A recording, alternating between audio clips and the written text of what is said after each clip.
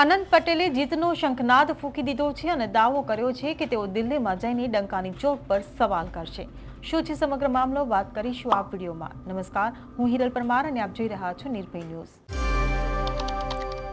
અનંત પટેલ કે જે કોંગ્રેસમાંથી વલસાડ સીટના ઉમેદવાર છે, તેમણે પ્રચાર પ્રસાર પણ શરૂ કરી દીધો છે। ત્યારે ભાજપ પર આકરા પ્રહારો કર્યા છે, ગંભીર આક્ષેપો કર્યા છે। અનંત પટેલનો આરોપ છે કે ભાજપ સરકાર નાત જાત પૂછીને પ્રજાની સમસ્યાનું નિવારણ લાવે છે। ત્યારે તેમણે દાવો કર્યો છે કે તેઓ કોઈપણ સમાજની સમસ્યા માટે કટિબદ્ધ છે નિવારણ લાવવા માટે। ત્યારે અનંત પટેલની સામે ભાજપે સુરતથી ધવલ પટેલને મેદાને ઉતાર્યા છે, જેને લઈને અનંત પટેલે ધવલ પટેલને ટાર્ગેટ કરીને પ્રહાર કર્યા છે કે તમારી પાસે એવો ઉમેદવાર નથી કે જે અનંત પટેલની સામે લડી શકે, એટલે તમે બહારથી ઉમેદવાર લાવ્યા, કારણ કે તમે હાર માની લીધી છે। ત્યારે આ સિવાય તેમણે જીતનો વિશ્વાસ વ્યક્ત કર્યો છે અને દિલ્હી જઈને સરકારને ડંકાની ચોટ પર આદિવાસીઓ માટે સવાલો કરવાનો હુંકાર ભર્યો છે। આદિવાસી વિસ્તાર માટે તેમની શું માંગ છે અને ભાજપ પર વધુમાં શું પ્રહાર કર્યા તે સાંભળો। જય આદિવાસી, જય આદિવાસી, લડેંગે, લડેંગે और लड़ेंगे और लड़ेंगे। આજે વલસાડ લોકસભા સીટના ઉમેદવાર તરીકે મને જ્યારે ઇન્ડિયા ગઠબંધન ભારતીય રાષ્ટ્રીય કોંગ્રેસ પક્ષે મને જે ઉમેદવારી આપી છે અને એના અભિવાદન સમારંભ નવસારી જિલ્લા રૂઢિપ્રથા ગ્રામ સભા અને આદિવાસી સમાજના આગેવાનો દ્વારા રાખવામાં આવ્યું છે, ત્યારે મારે વધુ એમાં કહેવાનું ન હોય, પરંતુ અહીં વાંદરવેલાના તમામ આગેવાનો ને હું એક પ્રોમિસ આપું છું કે આ જ જગ્યાએ સત્કાર સમારંભ પણ આપણે રાખીશું।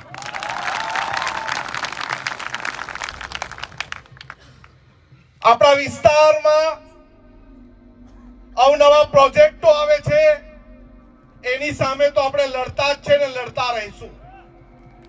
એ ગુડ્સ ટ્રેન હોય, ભારતમાલા પ્રોજેક્ટ હોય, પાર Tapi Narmada river link project હોય, આદિવાસી સમાજના છોકરાઓને ફાંસીના માંચડે લટકાવી દેવામાં આવતા હોય,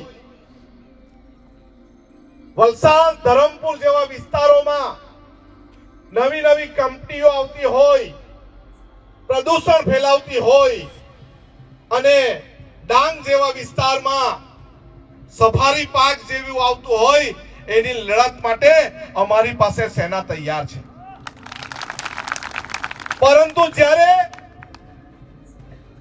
ભાજપના સાંસદ એવું કહેતા હોય કે અમે 400+ કરશું અને બંધારણ બદલી નાખીશું, એની માટેની સેના તૈયાર કરવા માટે અમે દિલ્હી જવાના છે। આ તમારા બાપનું બંધારણ નથી કે તમે બદલી કાઢવાના, હજુ અમે બધા જીવતા છે ભાઈ। તમે 400 પાર કરો ને એ પહેલા અહીં વલસાડ લોકસભા 26 છે, અહીં તમારે અટકી જવું પડશે। ઘણીવાર મીડિયાના મિત્રો મને કહે છે કે તમે આદિવાસી સમાજના વિસ્તારના કામો કરો છો, પરંતુ વલસાડ પાર્ટીમાં શું કરશો, ઉમરગામમાં શું કરશો? ત્યારે અમે કહીએ છીએ અમે નાદરખા જેવા વિસ્તારમાં ઓબીસી સમાજના, કોળી સમાજના આગેવાનો માટે અને ખેડૂતો માટે પણ કામ કર્યું છે। અમે નવસારીમાં રાધે કૃષ્ણ ભગવાનનું મંદિર તોડી નાખ્યું, ત્યારે પણ અમે આંદોલન કર્યું છે। અમે કાંઠા વિસ્તારમાંથી પસાર થતી જેટકો ના થાંભલા નાખ્યા છે, તે ખેડૂતોને વળતર નથી મળ્યું, એના માટે પણ આંદોલન કર્યું છે। પરંતુ અમે કદી કોઈને નાત જાત પૂછતા નથી, અમે માત્ર ને માત્ર એમની સમસ્યા પૂછીએ છીએ અને સમસ્યા કઈ રીતે હલ થાય એના માટે અમે સંગઠન કરીએ।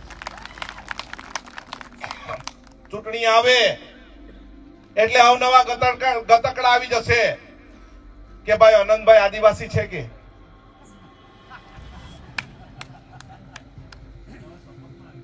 આનંદભાઈ ના પ્રમાણપત્રો ચેક કરવા પડે, પરંતુ હવે સામેવાળાના ઉમેદવાર જે છે એ ઉમેદવારનું ઘર શોધવા જવું પડે. મેં તો જરીમાં હોદીને થાકી ગયો નથી.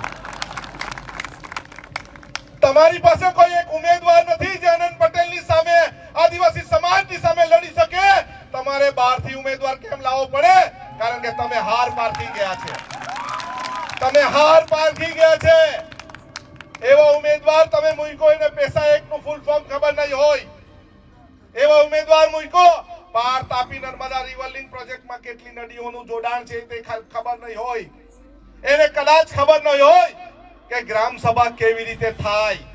એને કદાચ એવી ખબર નહીં હોય કે ગ્રામ સભાની રચના કઈ રીતે થાય. એને કદાચ એવી ખબર નહીં હોય કે આદિવાસી સમાજનું જીવન કઈ રીતે જીવે છે ગામમાં રહીને, એ કદાચ એને ખબર નહીં હોય. પરંતુ આદિવાસી સમાજના માના ખોળે જન્મેલો છું. આદિવાસી સમાજનું ભલું કરીશ અને સાથે સાથે કોઈ પણ સરકાર ઓબીસી સમાજને મુશ્કેલીમાં મૂકે, કોળી સમાજને મુશ્કેલીમાં મૂકશે, આહિર સમાજને મુશ્કેલીમાં મૂકશે, માછી સમાજને મુશ્કેલીમાં મૂકશે, ત્યારે આનંદ પટેલ આવીને તમારા ભાઈની જેમ સાથે ઉભો રહેશે. હાલમાં તો બધા જ હાથ મસળતા રહી ગયા કે ભાઈ મને ટિકિટ નહીં મળી, મને મેન્ડેટ નહીં મળ્યું. ભાઈ સારું થયું તમને નહીં મળ્યું, નહીં તો હાર ચાખવી પડતે તમારે.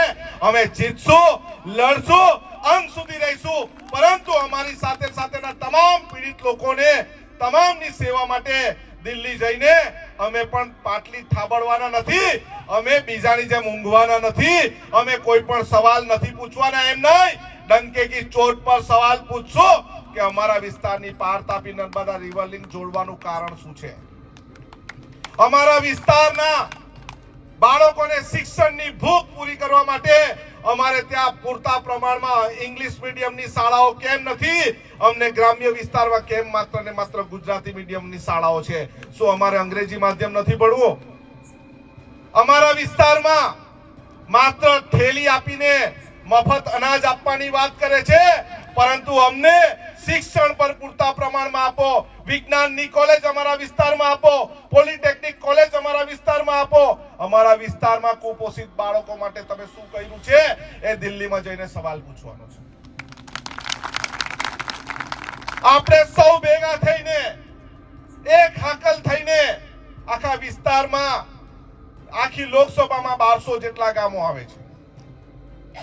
ઘણા બધા આગેવાનને એવું થશે મારા ગામમાં કેમ નહીં આવ્યા, પરંતુ આપણે જાતે જ જવાબદારી લેવાની છે. આખા વિસ્તારની જવાબદારી લેવાની છે.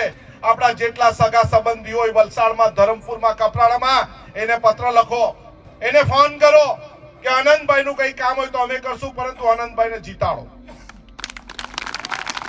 વધુ સમય છે અને ઘણીવાર આપણે મળીશું. વધુ નથી બોલતા, પરંતુ એકવાર ફરી પાછું આપણે સૂત્ર બોલાવીશું. લડેંગે, લડેંગે और लड़ेंगे और लड़ेंगे.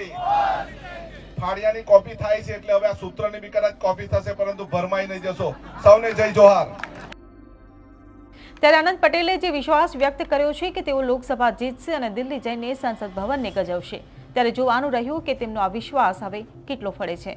તમને શું લાગે છે તેમને કમેન્ટ બોક્સમાં લખીને ચોક્કસથી જણાવશો. જો વિડીયો પસંદ આવ્યો હોય તો વિડીયોને લાઇક, શેર અને અમારી ચેનલ નિર્ભય ન્યૂઝને સબસ્ક્રાઇબ કરવાનું ભૂલશો નહીં. આભાર.